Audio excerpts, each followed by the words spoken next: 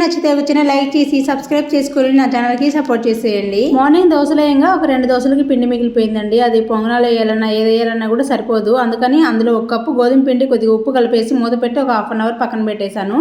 ఆ తర్వాత ఇంకొద్దిగా వాటర్ వేసేసి దోశ బ్యాటర్ లాగా ఈ విధంగా కలిపేసుకున్నాను. నార్మల్ దోశ పిండితో పోల్చుకుంటే ఇది కొంచెం చిక్కగా ఉండాలి. నార్మల్ దోశ లాగానే దోశ టవా వేడి చేసేసుకొని కొద్దిగా ఆయిల్ వేసేసుకొని టిష్యూతో కానీ ఆనియన్తో కానీ రుద్దుకున్న తర్వాత ఈ విధంగా దోశలాగా వేసేసుకోవడమే. మరి గట్టిగా రుద్దుకుండా పైన రుద్దుకొని కొంచెం ఆయిల్తో కానీ నెయ్యితో కానీ 2 వైపులా కాల్చుకుంటే చాలా టేస్టీగా ఉంటుంది. నార్మల్ దోశతో పోల్చుకుంటే ఇది ఇంకాస్త బాగానే ఉంటుంది.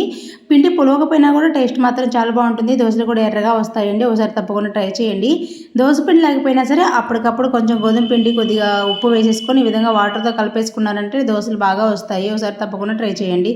నేనైతే ఆలూ ఫ్రై అలాగే చట్నీ చేసేసాను. చూసారు కదా దోశలు ఎంత ఎర్రగా వచ్చాయో. వీడియో నచ్చితే లైక్ చేయండి, షేర్ చేయండి, సబ్స్క్రైబ్ చేసుకోండి. ఈరోజు మా డిన్నర్ అయితే ఇదేనండి. Thank you for watching.